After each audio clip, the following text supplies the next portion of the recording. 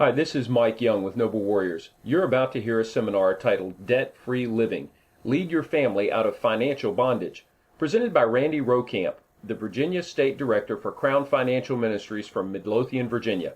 This challenge was presented at the Iron Sharpens Iron Men's Conference in Richmond, Virginia on April 9, 2011.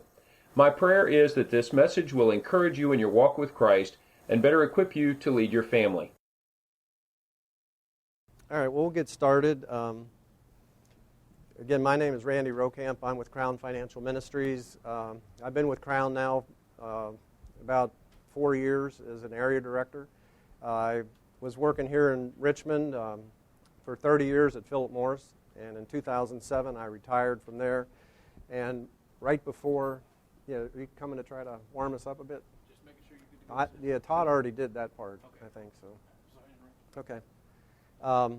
But before I retired, I started talking to my wife about what was I going to do after I retired, and we talked about it, and we have 5 children. I'm going to get into that a little bit later, but we had done well with our money. We had always lived within my income. We had saved, and we were in a position where I wouldn't have to have a salary after I retired from there, and so I wanted to do something for God, and I wanted to help people with the area of finances. So I went to my pastor and asked him, if we could help work with some of the people in the church with their finances, and he said, yeah. So I went home to my wife and I said, okay, now we got to get some materials and we got to get some training. We have our experience, but we need something as we're working with people. And that's when I found out about Crown. That's how I got involved with Crown. That was in 2006. And so in 2007, after I retired, I became a staff person with Crown. I have most of Virginia, Roanoke over to Virginia Beach, down to the North Carolina border, not all of northern Virginia, and not the southwest tip. So I'm working with a lot of different churches and people in this area of stewardship and generosity. So that's what we talk about. I'm going to give you some more information about Crown and what we do. But let me talk about the title of this session. It's about debt-free living. And as I mentioned in the general session there, it's based on a book by Larry Burkett. And so I'm going to get into it's a book. It has some stories about people who got in debt. It talks about how the situations that they got into debt. It talks about the situations and what they did to get out of debt. Then it has some interesting references and material. Now we're going to be giving away in the session later in the general session. We're going to give away the audio book. This is the book. We have 2 copies of this. So one of the handouts that you have, the littler one, if you put your name, email address, stuff on that, we're going to put that in a bag. We're going to do a drawing for one copy of this. And then Mike's going to do a drawing out of those big buckets that he's getting. He'll pull another one out of there. So for people that came to the session, and if you've already filled one out at the table, you're good to go. But anyway, so we are going to give this away. It's a good resource. And the reason that it's titled Lead Your Family Out of Financial Bondage is that if you don't think being in debt is bondage, then all you need to do is stop making your payments. And you will find out pretty soon that you were in bondage because the phone's going to start ringing off the hook. People may come to your house. All kind of things could happen that you don't want to have happen. It's modern-day slavery is what it is. And so anyway, and everything the Crown does is based on the Bible.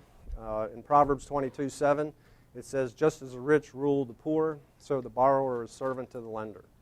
So these are biblical concepts. We're living in modern days, but as we know, God's principles and word transcends time and people. So now the objective of my talk today is really to help you to learn how to get out of debt and then stay out of debt. There was my wife and I helped lead some of these studies, and one of the studies, a man came in and he said, we've been out of debt 3 times. He's gotten out of debt, got in debt, got out of, he said, this time we're staying out of debt. So that's what we want to teach you is how to stay out of debt, and we have techniques to do that. And then in terms of the handouts, the bigger piece of paper has some of the slides that I'm going to go through. It doesn't have all the slides. And but the key ones I think that you might want to take some notes on, I did copy. There is the half-size sheet, the medium piece of paper, the size piece of paper that you have there, that has free resources on it. A lot of those are free resources from Crown. One you'll see on there is under God Provides, the Abraham and Isaac. And these are short films that Crown has. If you go to use that link, you can get it so you can see this film 5 times just on your PC, for free. There's no, so some good resources there. The Crown website is loaded with forms, PDFs that are downloadable. You can copy them, you do whatever. We have all kind of calculators on there, a lot of things to help you with your finances. And so I think that's kind of the beginning. But one thing I wanted to point out, we've been through 2007, 2008, and we got into this financial crisis, and things got pretty bad. And since then, you're starting to hear the economy's getting better. You'll even hear statistics about how people started saving more money. And things have eased off a little bit, and now people are getting into habits again that aren't so good. And this was an article I got off the web. It says that after 2 years of relative frugality caused by the financial crisis, Americans are again borrowing in a big way. Credit card debt is spiraling upwards. Car loans are fueling big sales in Detroit, and even stock market investors are loading up on debt. So it's like we don't have very good memory about what's going on. And what we do in Crown, we do help people with the finances, their personal finances. But what we do that's even more important than that is help you understand God's financial principles. Because as we all know, the only thing that can change our heart is God's Word and God. And so if we teach you just financial behavior, financial transactions, that may work for a while, but it won't. It probably won't, as exhibited by this article here. So when people get God's financial principles in their heart, then they have more success, more staying power with following them. So let's see. Let me tell you a little bit about Crown. We're the largest Christian ministry dealing with finances in the world. We're in over 80 different countries around the world. We have all kind of educational materials. If you stop by our table downstairs, we have some of them. I'll talk just briefly about a couple of them here in a slide or two. And so what we're really about is helping people in your congregation, helping you, helping your congregation, and then ultimately helping the church to be able to do the things that the church is called to do.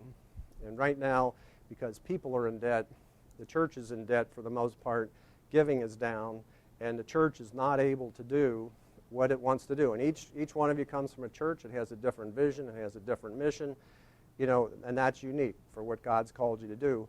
What we try to do is help you get to a position where you can actually move forward on that. As my pastor says, the gospel is free, but the pipeline costs money. Getting the gospel out there takes some money. So that's what we want to be able to do. I'll tell you what Crown is not, so you understand that too. We do not sell financial products or services.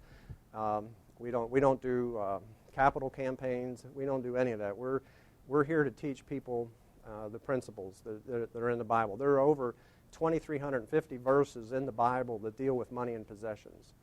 Jesus said more about money and possessions than he did about heaven and hell combined.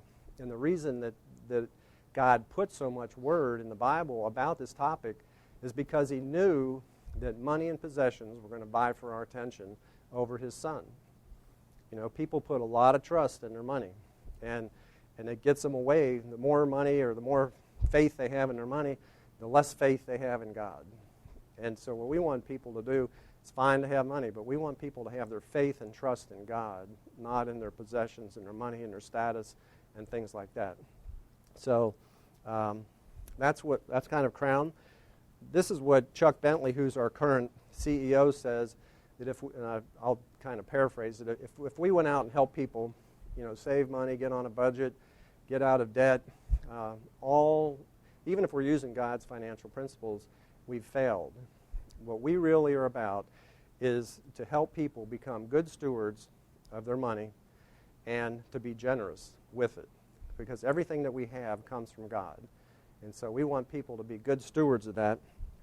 And just to give you an example, like this is out of the Chesterfield Observer. It was in February. It's called Good Advice for Getting Control of Your Debt. Okay, so very good article. I read it. You know, if you do things that are in here, you'd do well. It would help you. You know, but again, that's not where Crown focuses. We don't want to be solely in that area. We want to be able to go beyond that. And so the question I always ask people is, as Christians, what is it that you want, and what is it that most Christians want to hear when they get to heaven? What is the one question they want to hear? Or what do they want to hear? Not question, but what do they want to hear from Jesus? Right. Well done, good and faithful servant. Okay, and in the Bible it tells us that there's going to be two questions asked of believers, people who are in heaven. There's two questions that are going to be asked. One is, what did you do with my son? The second one is, what did you do with what I gave you? Right? And so what we in Crown want to be able to do is, since you know what the questions on the final exam are going to be, then we're going to try to help you be in a good position to say, I've been a good steward of what you've given me. And so we're going to talk about what does that look like? What does that mean as we go forward? So just a little bit more about Crown, then we'll get into how to get out of debt and stay out of debt. These are some of the kinds of things that Crown has to offer the church and people. So if we start up here with the biblical financial study, is that in focus? Okay, it's a little bit out over here, but anyway, we have studies that are small group, and we have a 10-week study. We have it down at the table, and that's where you're going to learn in depth. That is probably the most transforming study that we have, and so it's 10 weeks. You do it in a small group. It can be done at home or in church, but you're not going to go through all 2,350 verses. You'll go through quite a few. You'll memorize a few. You'll also learn how to get your financial house in order. So we have small group studies. We have a live seminar. We can bring in a seminar instructor person. It's a one-day seminar. We can do that in your church. That's a good way to expose a lot of people in your congregation, even open it up to the community for people to come in and get exposed to it. And it's a good way to start off a program with about stewardship and generosity. We have Money Map financial coaching. That's where my wife and I first started. That's what Crown recommends is for about church. For every 200 people in your church, you should think about having one Money Map coach. These are people that are trained. I'm trained this way. John Flippin, who's back here, is trained that way. He's here at Richmond and West End Assembly of God. They've been doing Crown. He's been volunteering and spearheading it in their church, but he also does this Money Map coaching, and that's where we sit down with people one-on-one, help them get on a budget, make recommendations on how to get their budget in control or areas where they're over. You know, we have categories, and we have percentage guidelines for the categories. So we'll tell people that after they develop their budget, we show them where they're out of line in their budget and give them ideas on how to get that back in line. So that's what Money Map coaching is. It's a very powerful ministry. You don't have to be a CPA or anything to do that. We'll train you to do that. We have DVD workshops. They work good in like a Sunday school environment, maybe a Wednesday night environment. We have a variety of those. We have a business study. It's by Larry Burkett. It's called Business by the Book. So we have that in a small group study, a video study. We also actually have a seminar for the Business by the Book. And that would be for people in your church that are small businessmen or in management that just want to learn, what does God say about running a business? We have things for children and youth. We have 5 through 7, 8 through 12, teenagers, and collegiate. So Crown covers all ages. And so these are important so that we can teach people, the very youngest people, we teach them how to save money, how to give money, and how to spend money. It's all an 8-year-old needs to know. You know, here's the money I give, here's the money I can spend during the week, and this is the money I save for some of that big thing that I might want. You know, and you teach them how to save. You teach them those 3 things, you're off to a good start. We have a teaching on missions. If you want to go out on the missions field, this is for outside the United States, and you can go through these principles. John's done it. I've done it. It's very powerful to take this message to the foreign countries. It helps them to understand these principles, but also helps the local church there become more sustainable. as you teach people these financial principles. And then we have the short film learning experience, and that's, I mentioned this before, this is this God Provides film series. If you recognize Dean Jones, anybody remember Dean Jones from Disney and the Herbie movies and all that? He plays Abraham. He's on 3 of these films. They're very, very well done. They come with a companion guide, so you can do this in a small group. You don't need any leader training. Anybody that's ever led a Bible study in your church, or you can do this. And these are about heart issues. The Abraham and Isaac one is, the theme of it is his or mine. So the question is was Isaac Abraham's or was Isaac God's? And what was Abraham going to do about that? And we all know that story, but that's the theme. So it helps us to start thinking about heart issues. Is all this money and possessions mine, or is it God's? And how does that make a difference in how I deal with it? Because to God, a spending decision, a saving decision, or a giving decision are all the same, because you're doing something with his money in all 3 of those situations. So that's part of being a good steward, is everything that we have comes from God, and so we need to be a good steward of it. A lot of times in church, all we hear about is the giving part. We hear about the tithe, we hear about the giving. We don't hear about the 90%. And what we try to do in Crown is help people understand the 100% and how to deal with it. All this is available, so if you come see me, or if you, on the piece of paper, you had that little piece of paper, if you'd like me to follow up with you, help you introduce it to leadership in your church, we can do that. They may decide to do something with it or not. That's up to them, but I do want to offer that to any churches that aren't already doing Crown. So I'm going to move ahead. Transition, that's the word, into the topic here. So I'm going to start with some stories that are in this book. I'm not going to get into them in a lot of detail, but just to show you what happens to families and how they get into debt. So the first one is about Ben and Naomi, and they got into trouble because of what they didn't know. And these people were not stupid, but they got into their marriage. And when people come into marriage, they come in with, in the area of finances, they come in with how they were raised, how their parents handled money. And so the one spouse comes in one way, the other spouse comes in the other way, and there's kind of assumptions that somehow we're going to work this all out, our parents did, but there may be very different ways that people deal with money.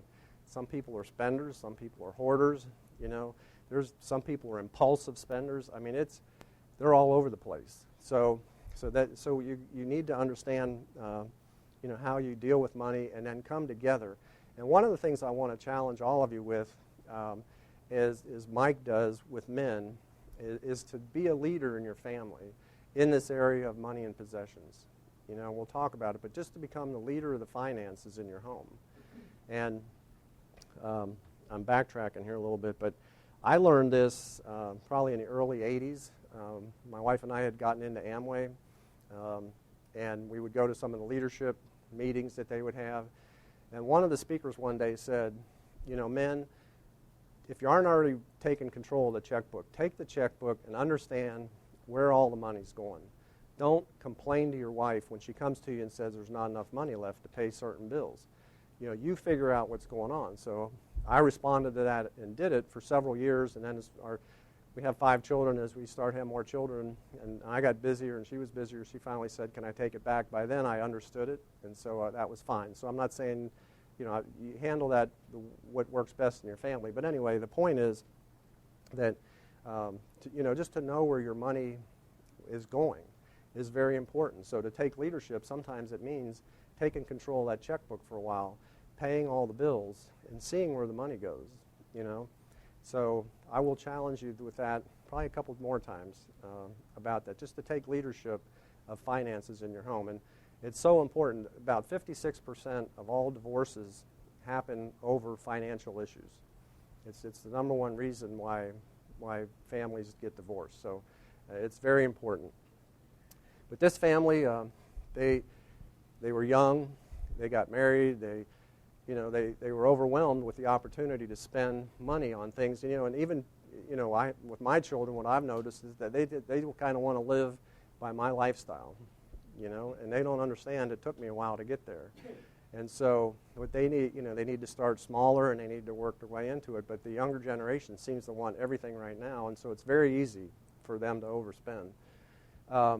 In this case, one was an optimist, so, hey, don't worry about it if we're in debt. Don't worry about it. I'll just, make more money or something and da-da-da, and we'll get our way through this. But sometimes that doesn't work. The verse here is, a prudent man sees danger and takes refuge, but the simple keep going and suffer for it. So what we encourage people to do is get financial counsel. Get counsel from godly people, from the Word. Take a class, take a Crown class, and get some knowledge. It will help you work your way through these situations. Here's another one. Bud and Sandy. Now this is where you have people with two pretty good incomes coming together, but they were indulgent. They were impulse spenders. They would, anything that looked like a get-rich-quick scheme, they were interested in, and it got them into a problem. And the source of their problem was greed. And it's kind of interesting if you want to understand. What God thinks about greed. The Logos software is here. That's a good way to search it. Just do a word study on your own of greed. You will find out God does not like greed very much. He ranks it up there with some of the other things that are very, very serious. So He doesn't want us to be greedy. He gave us what we have so that we can help other people. That's what it's for. So these people thought that more money would solve their financial problems, but in 1 Timothy 6, it talks about the love of money is the root of all sorts of evil. And so when people get a lot of money, sometimes it's to their detriment. And so that was their case. Another thing that happened in this story was the husband did not get counsel from his wife.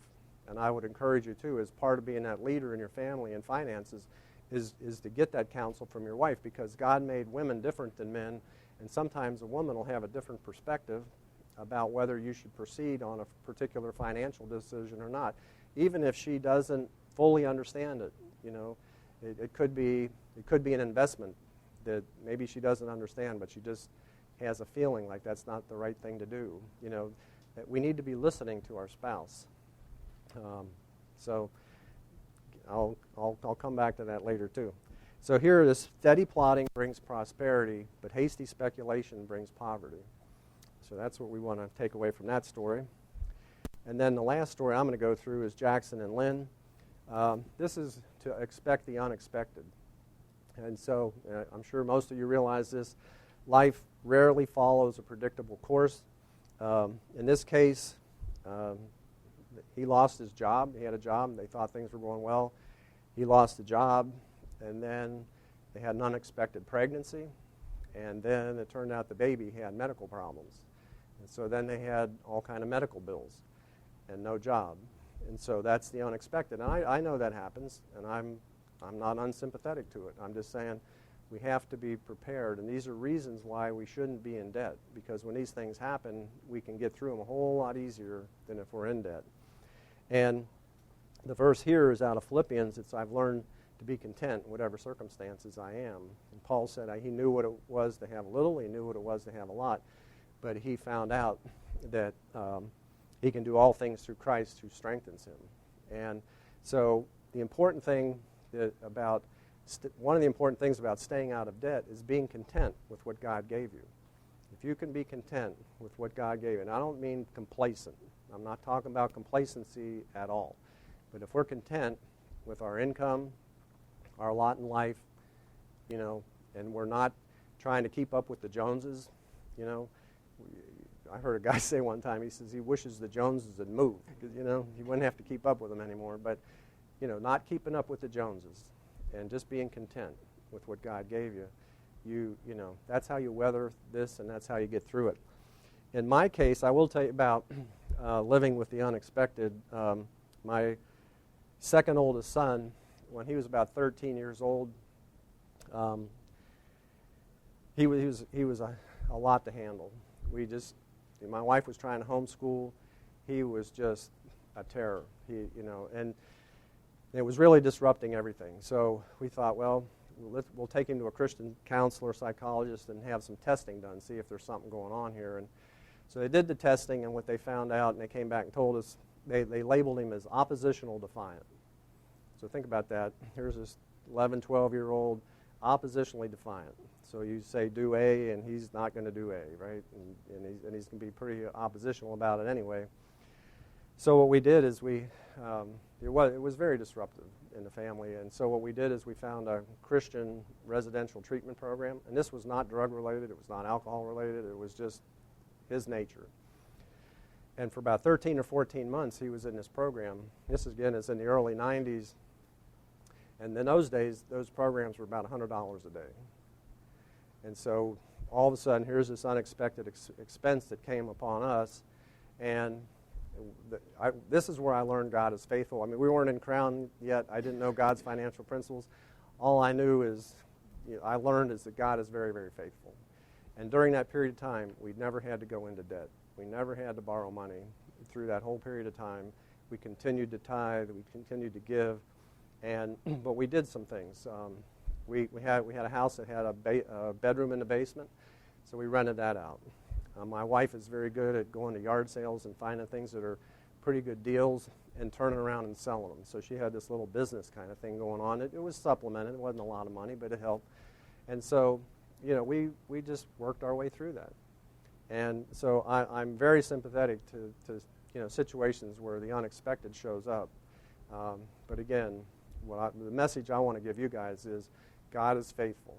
Just keep doing your part, being a good steward, and let God do his part. And now I want to show you this testimony. This is a family who is living debt-free, and they're very young. So let me see if I can get to it here.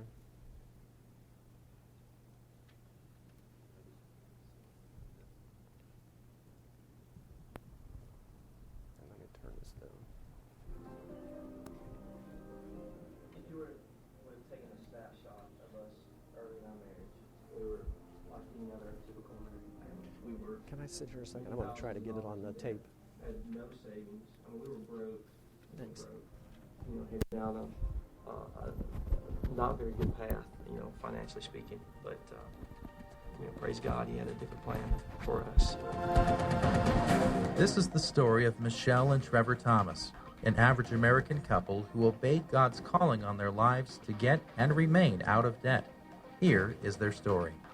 When we were in premarital counseling, I don't think I knew the extent of his debt at that point. I don't think it was until we actually got married that we laid it all out, because he was just, he would kind of brush it off. We married in late January of 1998, and we embarked on our honeymoon.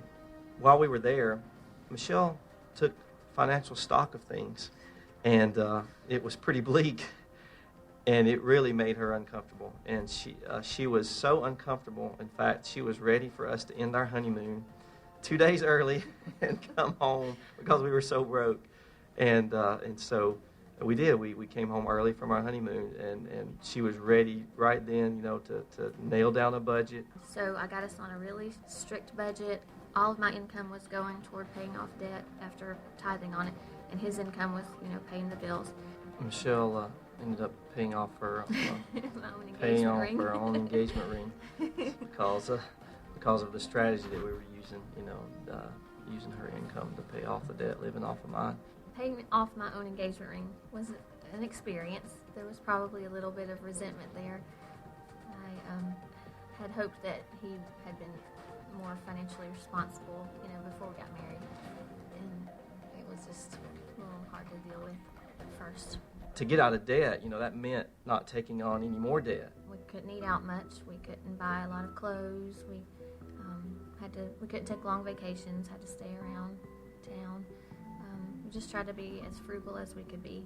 We started with the smallest debt first and paid that one off, and then used what we were paying on that debt to pay on the next one, the next smallest one, and then on and on until we had paid everything off. It took about 13 months, I believe, to pay everything off. My eyes were really opened when I did a Bible study. That's what got to my heart. I mean, it was in my head, and I was okay with things, but what really sold me was to see the things that we were doing and backed up by biblical principles, by Scripture. There was another step to this our whole future that was huge, that was the biggest step for us, and it was a calling to live our lives completely debt-free, to never borrow again for anything, for a home, for cars, for anything. This was not my plan at all. I was behind, getting out of debt. I was behind living on a budget, but to never borrow money again was a huge step for me. It was not in my plans to do things this way for us. I had always envisioned, borrowing for a home, even for, future cars. I could not see any way around that.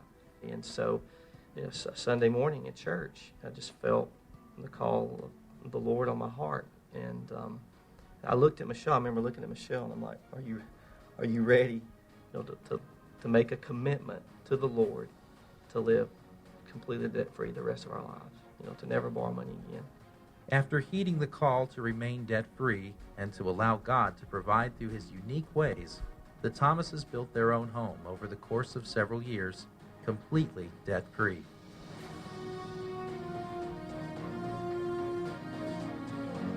There's a peace in our home. There's a peace in our marriage. Our children know it because the Lord drew us to this path, pointed us to this path. We have been blessed, just applying what He has said in His Word and what He's shown us through prayer and the wisdom of others. One of the things that we enjoy about being debt-free is that on an average income, Trevor's a teacher, and I can bring in a little bit of money working part-time. We're able to support 9 ministries on a monthly basis, and then other people and organizations as needs arise. What we've done was a specific calling for us. I believe that Scripture teaches that debt should be and borrowing should be a rare occurrence, but it's not wrong or sinful to borrow money. We're certainly not saying that, but this calling for us to do things this way was to be an encouragement, to give others hope.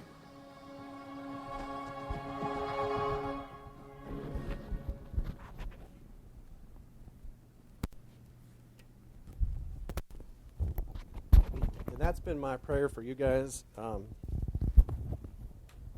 this session is, the question that I asked in the general session about having a purpose and then living without debt.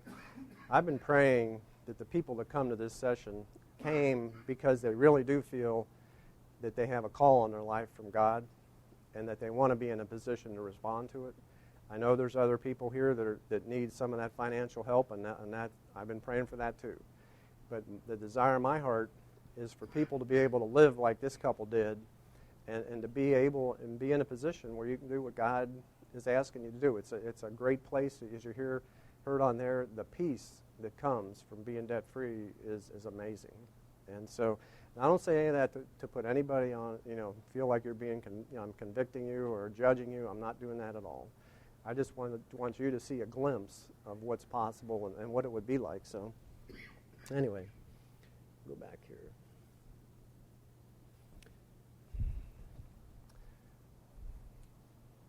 Okay.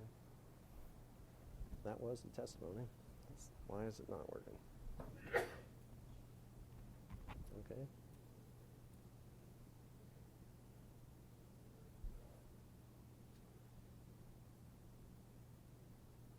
There we go.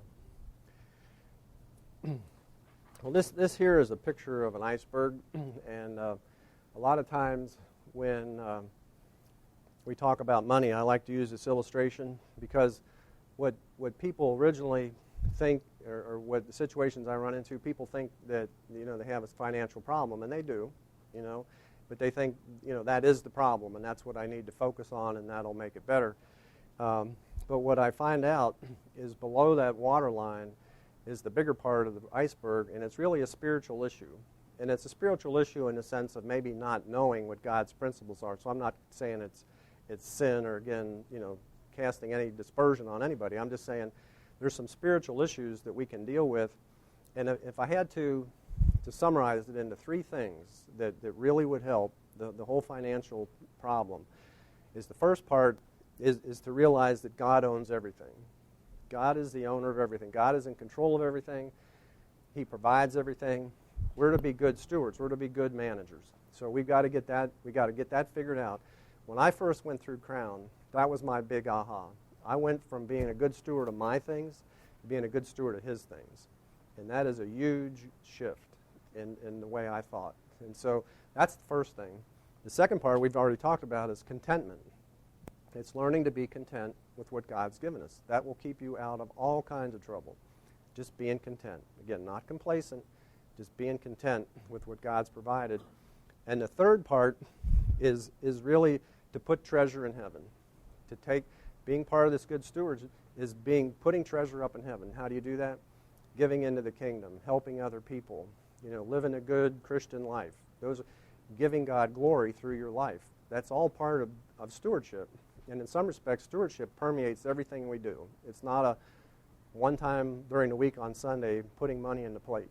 That's not what it's about. It's much, much bigger than that. So those three things right there can make the huge difference in your life and in learning to get out of debt.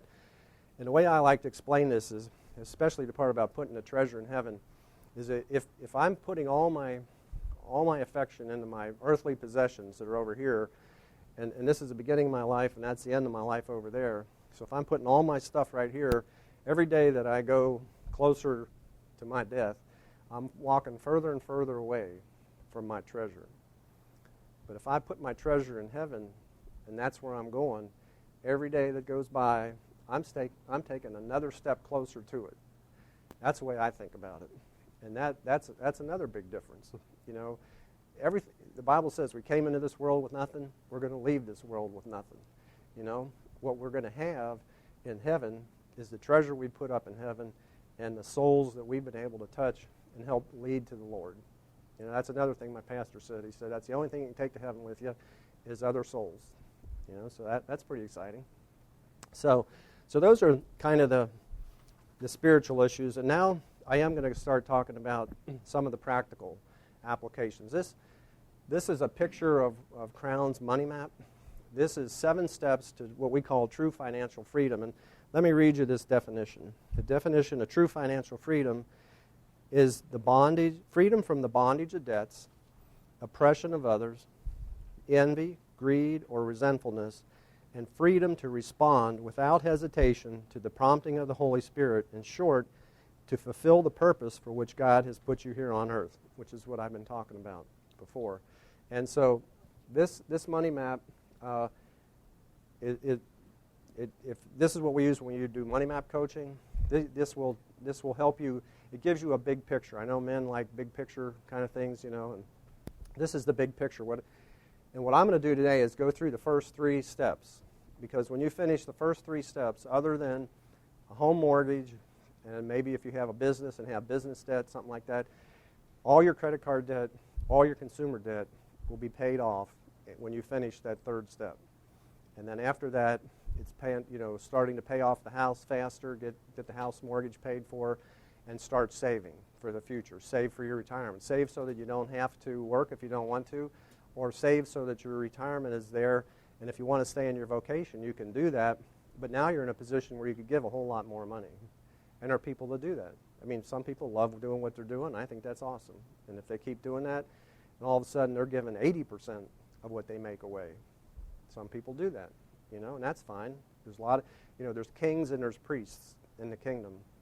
And the kings are the ones that provide for the priests. And the priests are the ones that provide the vision and the spiritual covering for the people. And so we're all kings. And unless you're a pastor in here and you're a priest, we're all priests in that sense. We all know that from the New Testament, but I'm just making a distinction here in terms of that. But so anyway, it's to save up for the future. So we'll go through the first 3. And so the first one we call Destination 1, and the 2 things that are involved here is to develop a spending plan, which is what we use to call a budget. Now, some people, as soon as you say the budget, they're like, oh, here he goes. I hate budgets. I don't want a budget. why should I have a budget? Well, I thought of this analogy the other day, and I think it's a decent one. I mean, let's suppose you're in your car, and you no longer had a fuel gauge in your car. How would that make you feel? Nervous. You would never know when you're going to run out of gas, right? Or what if you didn't have a thermostat, a thermometer or whatever in your car, and your car started overheating and you didn't know it? Next thing you know, your engine's going to freeze up, right? Those are gauges that help us. Well, that's what a budget is with our money. Our budget is like the fuel gauge in your car. It lets you know, and we're going to go into in some detail this, it's going to let you know when you've spent everything that you have in your budget in a certain category. So that could be for housing, it could be for food, it could be for clothes, it could be for entertainment, whatever that category is. But it's our gauge. And when we have a budget, we know when we hit that limit, and now we got to stop that month till next month when we can replenish that area, okay? But there's three other reasons why you should have a budget. First is it helps you make a fact-based decision instead of an emotion. So if I have a budget and I'm now walking through Walmart, and I come across the aisle and here's this really nice DVD player, maybe it's a Bluetooth or, Blu-ray rather, and, wow, I'd really like to have that. That'd look good in my entertainment room. It's on sale. Oh, and it's only $149. So now I get out my checkbook. We're not talking credit cards right now. Checkbook. Ooh, I got more than $149 in the checkbook. I'm going to buy it. Well, I'm making an emotional decision, not a fact-based decision. If I have a budget and I see that in the area of my budget that deals with the kind of purchases that would be, that I don't have $149, I don't buy it. I wait till I can save up. I'm not saying you can't have it at all. Don't go there. I'm just saying we wait until we have the money to pay for it. And it leads into the spending using the budget, not the checkbook, because again, the money that's left in your checkbook is for other stuff that's going to come up this month. So you need to have that money in the checkbook to pay off those bills when they come due. So just because there's money in your checkbook, don't use your checkbook that way, to make decisions about what you can spend and not spend. Use the budget. And then the other reason you have a budget, there are times when our spending in a month goes over a category. Well, that tells me then, okay, I went over this by $50 this month. That means I got to find $50 more somewhere else in my budget that I can't spend on that item this month. So maybe something comes up. It's the beginning of school, and I didn't budget for all the things my kids are going to get involved in. And there's uniforms, and there's fees, and there's all kind of things. Well, maybe that month where I overspend by 50, I have to go to my wife and say, we can't go out to dinner 4 times this month. Maybe we only go out 2 times. Whatever, I'm just making numbers up, but we're going to take it out of our entertainment budget and use it over here. But the bottom line is you never want to spend more than you make, right? I mean, that's the key, is you never spend more than you make. So, and the way you get to that is having a budget and staying within the amounts in these different categories. Another thing that'll happen when the first time you set up a budget and start, and I'm going to show you how to do this, you'll be surprised on what you spend money on or how much money you spend on certain things. My wife and I, Money Map Coach, as I mentioned, and when we do that, it's inevitable that people will come back for a meeting after they've collected their information, and they'll say, do you know how much we spent on food, or going out to dinner? And we'll go, no, but we knew something like that would happen. And it's true. People, when they realize it, they'll quit doing it. But they don't realize they're doing it. And until you have a budget, you may not know that. And that's why, sometimes we run out of money before we run out of month, because we don't really know how much we're spending in certain areas. When you do budget, you want to think yearly. There's some things that you pay once a year, maybe twice a year. So you got to break that down into 12 buckets, right, for the 12 months, and save up that money. So again, that's another reason why there might be more money in your checkbook, because maybe you're leaving it in your checking account. But if you're paying your insurance every 3 months or 6 months, you need it there when that bill comes in. So there may be times when there's more money in your checkbook than you that you can explain, but when you look at your budget, you'll understand why it's there. You want to keep it simple. If you have to do it on paper, do it on paper. If you like Excel spreadsheets, do it there. If you like, there's mint.com, I think you can do budgeting on. Crown has something called envelopes. There's all kinds of ways to do this. If you're very technical and you like doing that and can keep up with it with technology, do it that way. If you'd just rather have an Excel spreadsheet or a piece of paper, do it that way. The main thing is to do it. Don't make it so complicated you say, I'm not going to do it now because I can't interact with that software. So, and the other thing, after you work on your budget, one of the things that I've learned is excess spending in a certain area may be one of those heart issues. And this is another thing. When my wife and I coach people, I will tell them in our very first meeting that we're going to work with you, you're going to develop a budget, and then we're going to make recommendations to help you work your way through the situation you're in, help you get your budget set up. But I'll tell them there may be a couple things in there that we make recommendations on, and then my wife's name is Sarah, you're going to say, well, Randy and Sarah don't like us. They're being mean to us. They think we're stupid. There are all kind of things going on. I tell them that up front, that it's going to happen, because it does. And what happens, we were coaching one couple one time, and we got to this area about gifts. One of the areas in the budget is about gifts, and they're way over, And I said, we said, well, what's that about? And they told us, we have all our relatives at Christmas, we all give each other gifts, And we said, well, these people shouldn't have been spending that much money in that area. And so we started saying, well, maybe you could come up with different ways of doing that. Or maybe, oh, well, no, because they all expect a certain level of monetary level of gifts, And then we said, well, maybe you could just tell them, this year you really can't do that. You got some issues going on, you really need to not be, that you can't do that. No, we can't do that either, It was a heart issue. It had nothing to do with facts, logic. It was an emotional thing. It was that pressure, okay? And I'm not condemning them. I'm not saying it's right or wrong. I'm just telling you there are heart issues in budgets. And that's why some people have problems maintaining a budget. Because when one of these heart issues comes up, guess what? They'll spend their money on it. So be cognizant that could happen.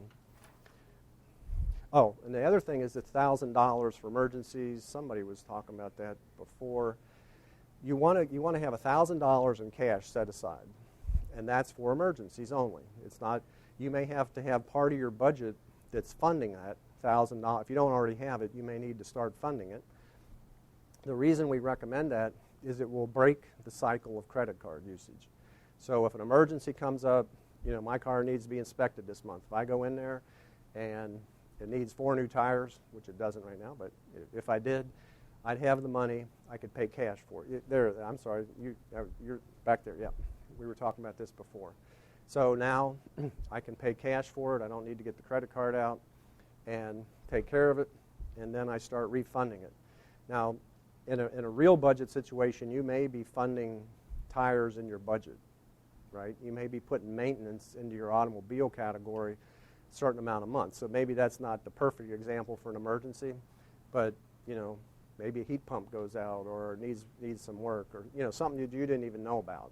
Okay, so that's what it's for. It's to help break that cycle of credit cards. Oops, got to go this way with it. Okay, destination 2 now. Now we're going to, okay, we got a budget, and you need the budget because if you don't have a budget, you don't know how to work your way out of debt. You need to know how much money you've got and how much you can apply to the debt. The budget is the start. It's destination 1. You got to have it. Okay. You can't get through 2 and 3 and 4 and 5 without it. You're going to need it. So we're going to pay off the credit cards, and then we're going to increase our savings to 1 month's living expense. So we had $1,000, but now we're going to keep adding to it. So the $1,000 isn't separate. Now I need another month's worth of living. We're just going to continue to add to our savings over time. We're going to build it. So the way we pay off the credit cards, they mentioned it in the video where she talked about taking the smallest one and paying it off, and then we're going to get into detail in a couple more slides how you do that. We call that the snowball method. Okay, Now, how many in here think you could actually pay off your credit cards and quit using them? Well, let's not use quit. Don't go there, because we do use them, but we pay them off at the end of the month. But how many think you could really get out of credit card debt? You can. You can. Okay, I want to encourage you. You can do that. Okay. My wife and I use credit cards. We get points. We get rewards. Get frequent flyer miles. But we pay them off at the end of the month. That's fine. Okay. So I'm not talking about that. Here is that thing again about Proverbs 22:7 about the borrower being servant to the lender. And I forgot to mention this in phase 1 too, but celebrate. When you finish one of these things, celebrate. So, and that doesn't mean, blow up your budget and go out and celebrate. It means, do something reasonable. Maybe send the kids out for the evening and you and your wife have a nice romantic dinner at home or something like that. I mean, celebrate, because these are important milestones and you need that. Reward yourself. Okay. So here's the rules for credit card usage is only use them on budgeted items. Okay, so again, I don't pull the thing out when I see that Blu-ray player and it wasn't in my budget. Okay, if it was in my budget and I'd saved the money up for it, fine. Use a credit card on it, pay it off at the end of the month. But only on budgeted items, pay off the balance at the end of each month. And if you can't pay it off, do what we call plastic surgery. Cut it up. Now just because you cut it up doesn't mean you don't have to pay for it. Okay, you still got to make the payments on it. But you can call up the credit card company and close it out and still pay it off. And then I always get the question, well, that'll mess up my FICO score if I start closing out credit card. And I don't have time to get into FICO scores.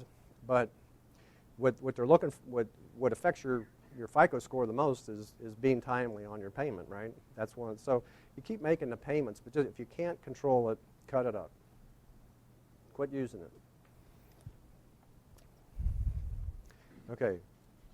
And if there's questions that I'm going through here, feel free to ask them. And if you do, I'll have to repeat it so it gets on this recording. But destination 3 is we're going to pay off all the consumer debt. Now, we got rid of all the credit card debt, right?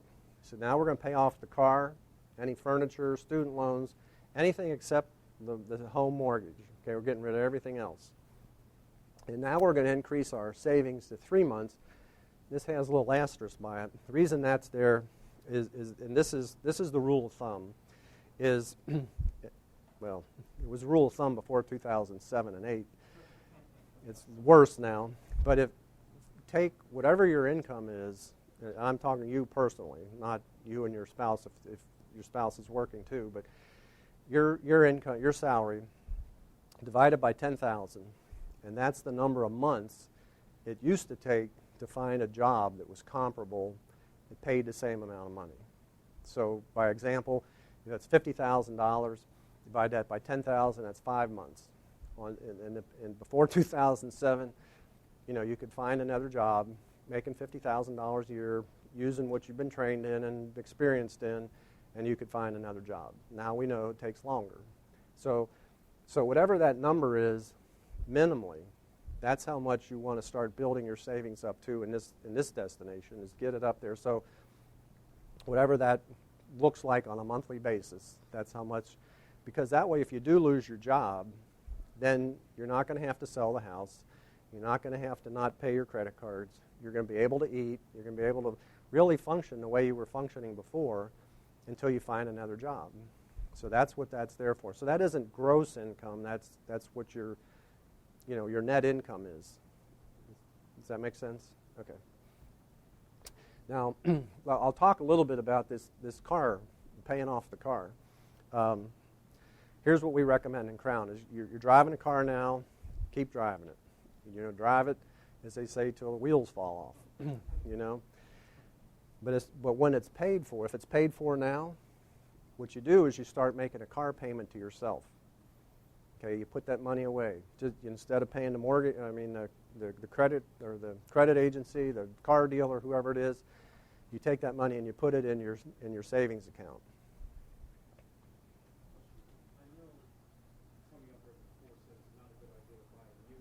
Okay, I'm going to talk about that.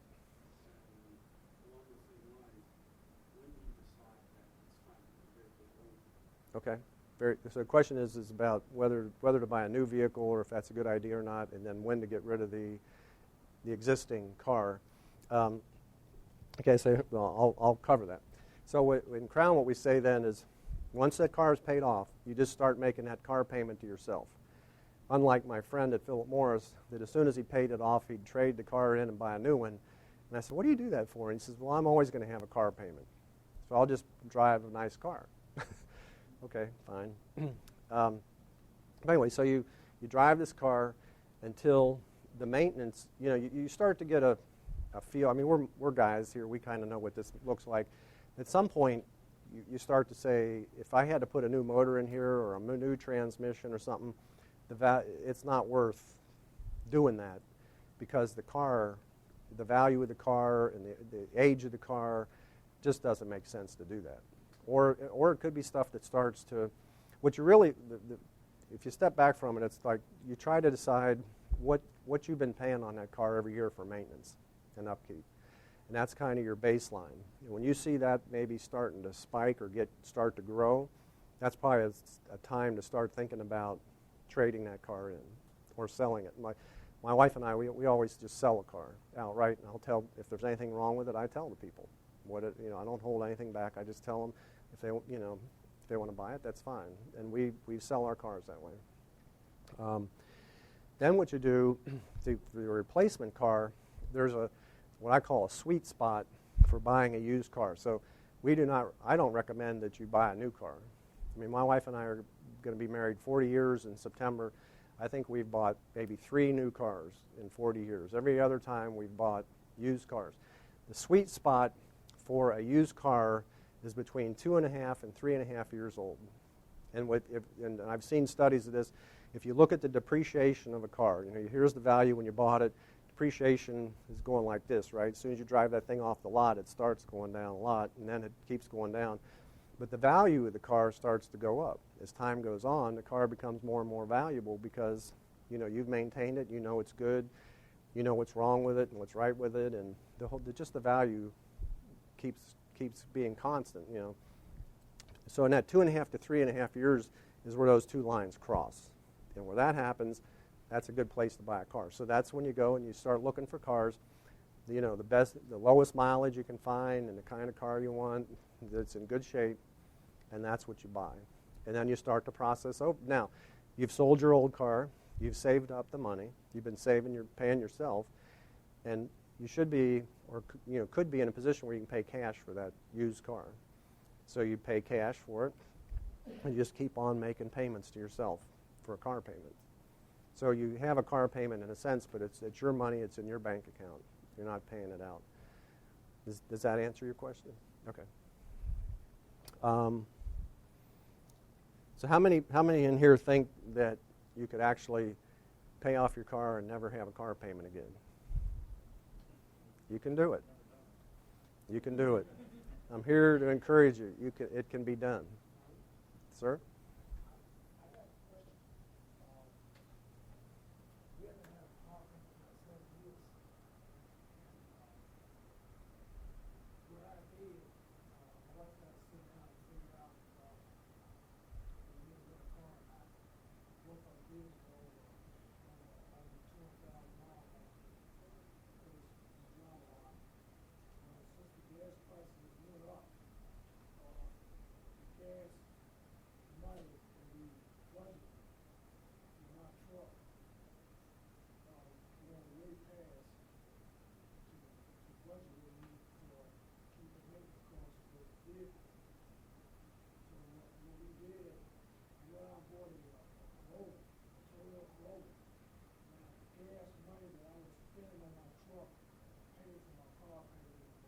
Okay, that's good.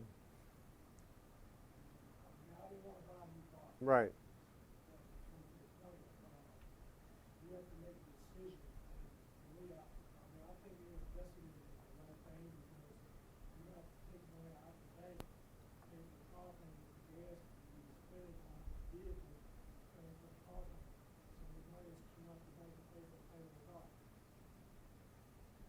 So are you still paying on that car, or is it?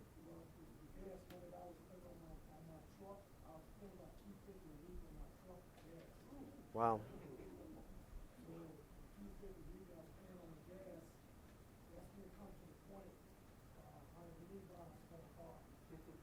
Yeah.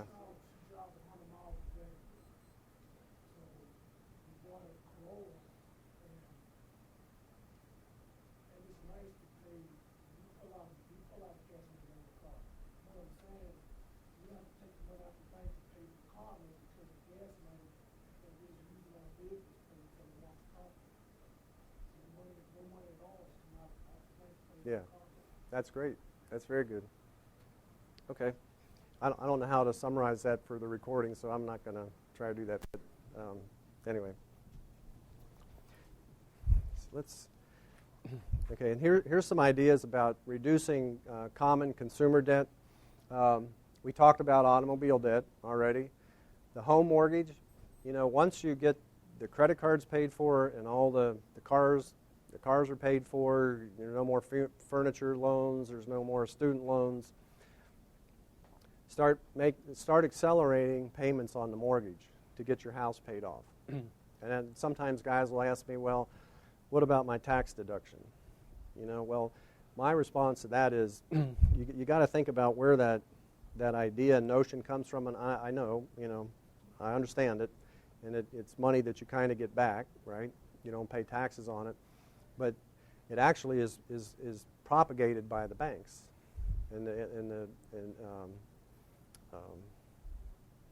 well, let's just say banking right now, banking and finance companies, because it's compound interest working against you, right? If you borrow money on a 30-year loan on a home is going to cost you 3 times what you borrow on average. Now, interest rate can change that up and down a little bit, but that's generally a good rule of thumb. A 15-year mortgage, you're going to pay twice what you borrowed. Okay, so here's the way I look at it. You pay your house off. If you want a tax deduction, give it to the church. If you're not going to have the money anyway, instead of giving it to the bank, give it to God's kingdom and His work. That's putting treasure up in heaven again. You could keep it, yes, but think about being a good steward, being generous, give some of it away, get the tax write-off, let the government help you fund the church. The money's going to go anyway, right? So you might as well maybe change the way you think about it.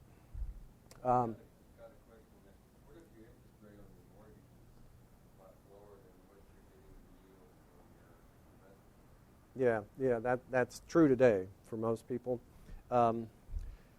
That's to me, that's a reason to do it, because the money I put in there, if I'm paying 5% on my mortgage loan, but I can only get like 0.5% if I.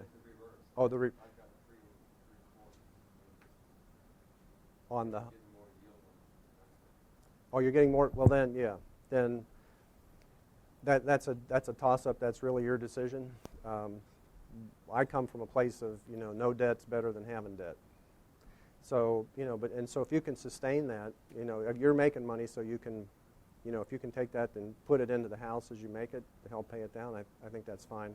There is no one straightforward answer, but it's really up to you how you do that. But again, just keep in mind being out of debt is preferable. Business debt, I understand businesses have to take on debt sometimes, but the one thing you want to think about as a businessman and in debt is your competitiveness. If you can operate your company with little or no debt, you're going to be able to beat most of your competition because it's overhead, right, to them. I mean, your debt is overhead, so you've got to make enough money every month to pay that off, plus every other expense, salaries, equipment, things like that. So if you can get rid of that, again, that's preferable because you'll be more competitive than anybody else. Co-signing for consumer debt. This is always an interesting subject. What the Bible says, it is poor judgment to co-sign another's note to be responsible for his debts, because you all know what co-signing is, right? I mean, it means if you co-sign for somebody and they can't pay for it, then you pay for it, right? So we in Crown believe that it's what God says. It's poor judgment, and not only because you're going to be on the line for the money. But let's suppose, I know John by name, so if I co-sign with John for something, and then John can't make the payment, what's going to happen to our relationship? Right. It's going to get hurt, right? And I think that's why God doesn't want us to co-sign. God is a relational God. He cares about people more than anything else, and He wants us to have a good relationship with people. And so it's a relational issue. And the other thing that I sometimes hear, and I co-signed for a car for my child. They needed a car, they needed an apartment, da-da-da-da. Well, let's stay with debt, but say for a car, I recommend you don't do that either, because when you co-sign with your child, you just taught them how to get into debt. You said, that's fine. I'll even sign for it with you. What we think in Crown is give them the money. You may end up having to spend it all anyway. Just give them the money. I mean, if you feel compelled to do that, then it's not an issue. Okay. I'll add one thing. If you loan money to your grown children, you may as well make it a gift. There you go. You're not going to get it back. Right. You just got to go in up front with it's gone. And so anyway, here's some common questions. What about consolidation loans? Okay, what I believe what Crown teaches is until you get your budget and you get spending under control, don't consolidate loans, because all that's going to happen is you're going to take all those loans, consolidate them. The quote is you get the lower interest rate, maybe a lower payment. That's all fine. But then if you don't have everything under control, what's going to happen? You're going to take on more debt. And you're not going to be able to do that twice and still keep your head above water. So again, we don't recommend that. Now, if you've got the budget, you're disciplined, and that would be an advantage to you, do it. We're not opposed to it. It's just got to be done in the right way. And that's the same thing with a home equity loan. I'd say the same thing about that. You don't take out a home equity loan unless you've got everything under control. And you're being a good steward. Because otherwise you're going to take out the home equity loan and you're going to spend the money, and now you're going to be in debt more. And the borrowing on your that should only be for an emergency. I mean, that's your future. That's money that you're putting away, so that should only be for an emergency. So, okay, now we'll go through how to get out of debt. When am I supposed to be done? Okay, we're going to go quick. Start praying, tithe. So you're going to look at me and go, you're crazy, I'm in debt, I'm barely making, or whatever. You want me to tithe too if you're not tithing? Yes, God will bless things. Now, I always say too, if you're not tithing right now, and tithing to me is 10%. I've heard some people tell me, well, I'm tithing. What they mean is they're giving something. Tithing is 10%. Okay, if you're not tithing, start. If you have to start with 1% or 2%, start. Work your way up to it. God honors your heart. I'm not telling you to tithe and then have the creditors start calling you, okay? But you need to start somewhere. So, okay, you okay with that? I'm not being legalistic about this, but I'm just saying God honors your heart. When He knows you're trying to do the right thing, God's math comes into play. So, don't accumulate any more debt. Don't accumulate any more debt. Stop using that credit card. Quit borrowing. Keep a 30-day diary. That looks like this thing. We have these different categories: insurance, automobile, food, housing. Every time you spend money, or every day of the month, you put that in here. So this is how you're going to create a budget. You need to start tracking everything you spend, because you could make a guess right now and come up with a kind of a working budget, but it won't be accurate. And again, you'll find some surprises in there. Okay. Then you get your written monthly budget. Okay, and in here you find some places where you can get some money to start paying off these credit cards. Remember, we're back in Destination 2. We're paying off the credit cards. So we got to find some money somewhere we're already, in our budget should be the money we're spending on it right now or paying on them, but we're looking for additional money now to put on them. And then, again, this is temporary. This isn't going to last forever. It's going to take a while to get out of debt, but once you're out of debt, you can use these debt repayment calculators on Crown. If you add X number of dollars a month to a debt, it'll tell you how much sooner you'll pay it off. So you use those things. That'll help you. You can plan then. You can say, you know what, in 4 years I'll be out of debt. You can use it that way. Set up your savings account and start building up that emergency fund.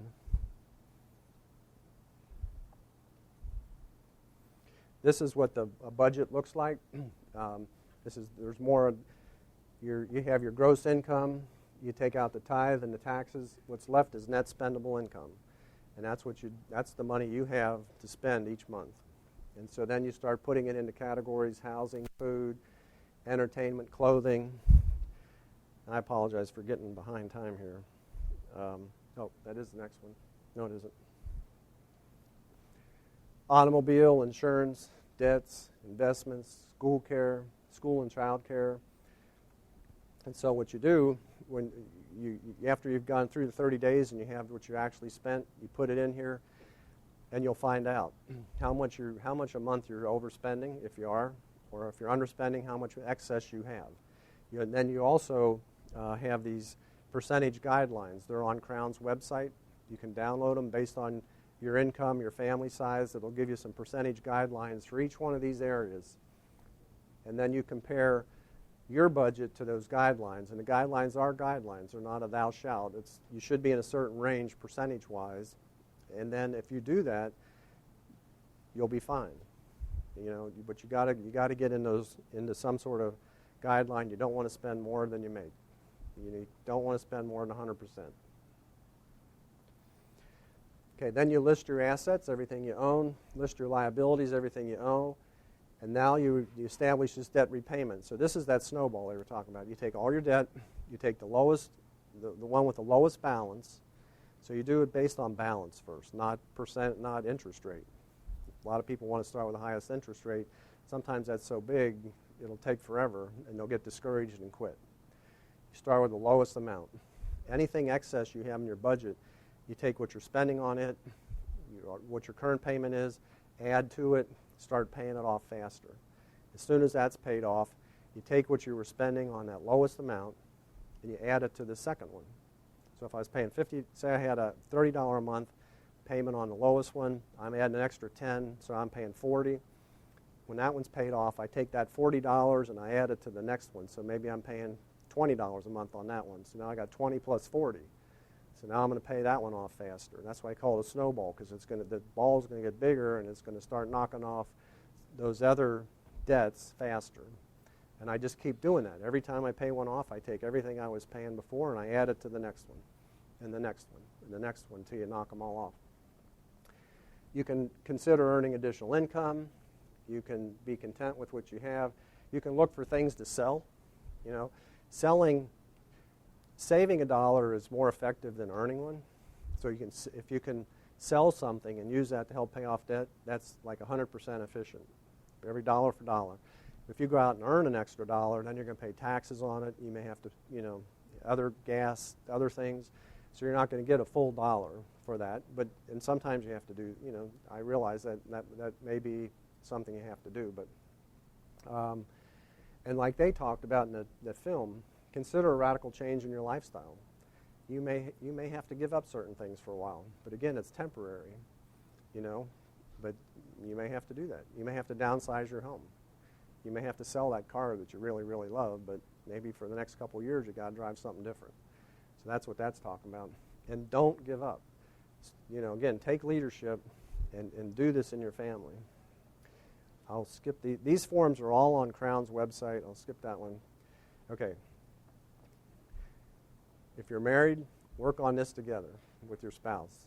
And what will happen over time is you'll learn how to talk about money. Instead of arguing about money, you'll learn how to talk about it. You'll have common goals. You'll both be working towards what we call D-Day or Debtless Day. You can read some. If you're not married, seek counsel from your parents. or godly advisors. And then seek the counsel of the Lord. Okay, so last thing is make sure you fill out that form if you'd like a chance to win the audio book. If you'd like a money map coach, someone to help you personally, one-on-one, on that little form, if you check that, we'll try to find a money map coach for you.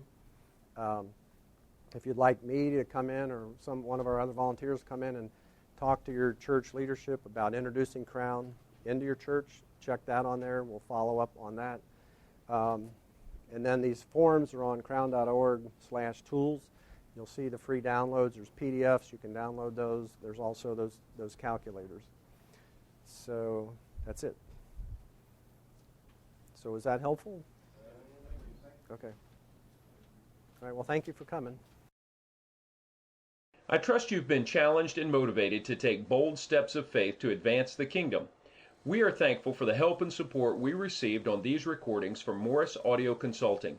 Visit them on the web at morrisaudioconsulting.com. We also hope you'll take time to learn more about Noble Warriors and the Iron Sharpens Iron Conference Network by visiting noblewarriors.org. God bless you, friend.